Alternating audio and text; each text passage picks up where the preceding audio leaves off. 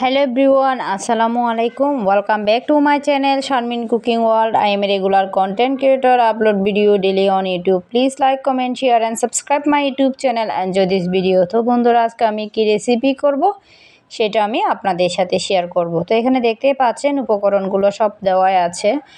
তো আমি চুলায় একটা ফ্রাই প্যান বসিয়ে দিলাম। আমি এখন দিয়ে দিচ্ছি হচ্ছে তেলের পরিমাণটা একটু কম দিব। আমি এখানে সয়াবিন তেল ইউজ করছি, আপনারা চাইলে সরিষার তেল ইউজ করতে পারেন। তো আমি এখানে দিয়ে দিচ্ছি হচ্ছে 2টা তেজপাতা, 3টা এলাচ, 3-4টা লং। এখন আমি দিয়ে দিচ্ছি হচ্ছে পেঁয়াজ বাটা। এখানে আমি 2টা পেঁয়াজ বাটা পেস্ট করে নিলাম আর 3-4 কোয়া রসুন পেস্ট করে নিলাম আর এক টুকরা রসুন আদা দিয়ে দিলাম পেস্ট করে, কারণ এটা যেহেতু দেশি মুরগি তো আদার পরিমাণটা একটু বেশি করে দিছি। তো আমি এগুলাকে একটু কষিয়ে নিব।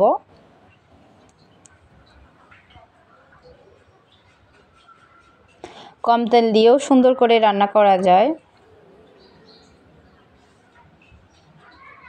এগুলাকে ভালো করে কষা নিতে হবে।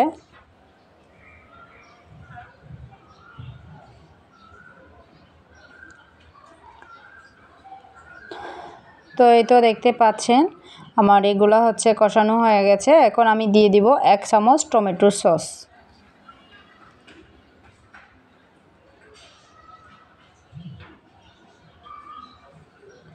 তো এই তো আমি এই যে টমেটোর সসটাকেও ভালো করে কষা নিচ্ছি।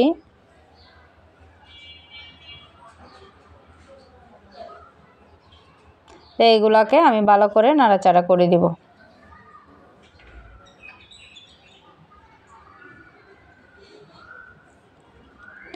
তো আমি এখন একে একে সব উপকরণগুলো দিয়ে দিব। এখন আমি দিয়ে দিব লবণ,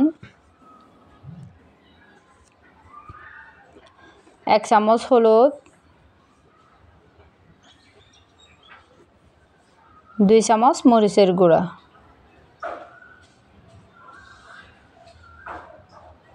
তো এগুলাকে আমি আবার ভালো করে কষিয়ে নিব।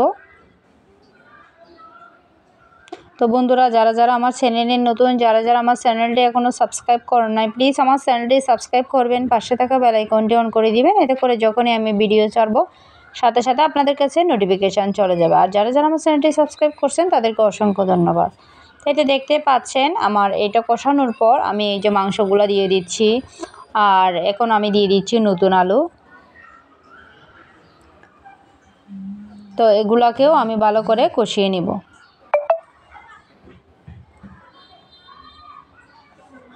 খেয়াল রাখতে হবে যাতে নিচে লেগে না যায়, নিচে লেগে গেলে তাহলে পুড়ে যাবে।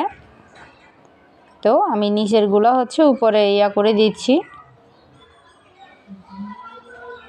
এখন আমি কিছুক্ষণ এটাকে হচ্ছে কষাবো, দেখবেন এখান থেকে ঝোল বের হবে।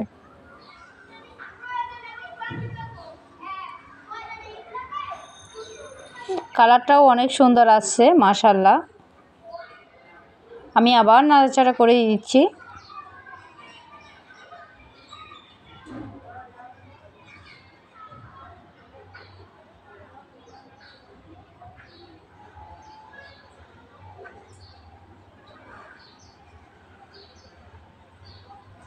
আমার কাছে দেশি মুরগির চাইতে দেশি মুরগির ঝোলটাই বেশি ভালো লাগে, মানে যে একটু ঝোল হয় ঝোলটাই আমার কাছে বেশি ভালো লাগে।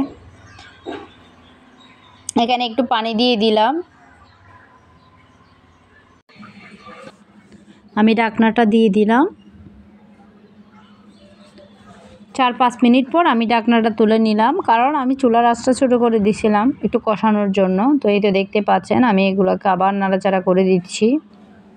যেহেতু এটা দেশি মুরগি, এটা একটু সিদ্ধ হলে ভালো লাগে। তো আমি এখানে আরও একটু ঝোল দিব। আর দেশি মুরগির ঝোল বরাবরের মতোই বললাম আমার খুব ভালো লাগে।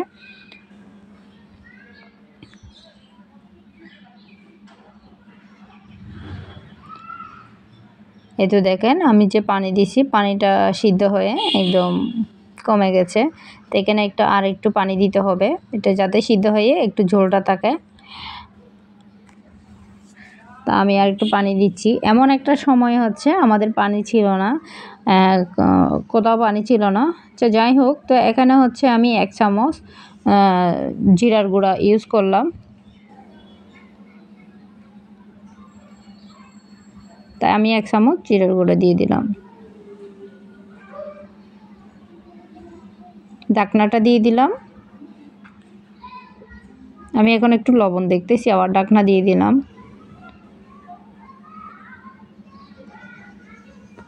6-7 মিনিট পর আমি ঢাকনাটা তুলে নিলাম।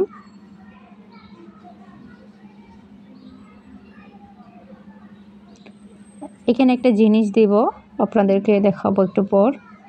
তো এখানে লবণের পরিমাণ যেহেতু কম হয়েছে, তো লবণটা দিয়ে দিছি, আর একটু লবণ দিয়ে দিছি।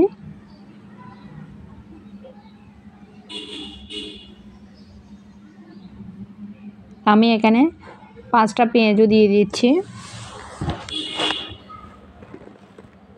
আপনারা যদি কখনো না দিয়ে থাকেন তাহলে একবার হলেও দিয়ে খাবেন, অনেক মজা। দেখবেন পেঁয়াজগুলো ফুলে ফুলে কত বড় হয়ে যায়। তো আমি এখন ঢাকনাটা দিয়ে দিচ্ছি। ঠিক 1-2 মিনিট পর আমি আবার ঢাকনাটা তুলে আমি এখানে 5-6টা কাঁচামরিচ দিয়ে দিলাম। তো 4-5 মিনিট পর হয়ে গেল আমার আজকের রেসিপিটা। তো বন্ধুরা, এই যে দেখেন পেঁয়াজগুলো ফুলে ফুলে কত বড় হয়েছে। আমি এখন আপনাদেরকে একটু দেখাচ্ছি। তো তার আগে বিদায় নিয়ে নিই। তো বন্ধুরা, আমার রেসিপিটা আপনাদের কাছে কেমন লাগলো অবশ্যই কমেন্ট করে জানাবেন। যদি আমার এই ভিডিও আপনাদের এটুকু ভালো লাগে প্লিজ লাইক, কমেন্ট, শেয়ার করবেন। আর যদি বেশি ভালো লাগে আমাকে বেশি বেশি করে সাপোর্ট করবেন। দেখেন এটা কত সুন্দর হয়েছে রান্নাটা। আমি নিজের প্রশংসা নিজেই করতেছি, আমার কাছে ভালোই লাগছে। এই যে আমি মাংস নিয়ে নিচ্ছি, আর আমি বেশিরভাগ মানে আমি পছন্দ করি ঝোল। এই যে পেঁয়াজুটা আর আলুটা কাঁচামরিচ দিয়ে খাইতে সেই টেস্ট। আপনারাও ট্রাই করবেন, আশা করি আপনাদের এই রেসিপিটা ভালো লাগবে।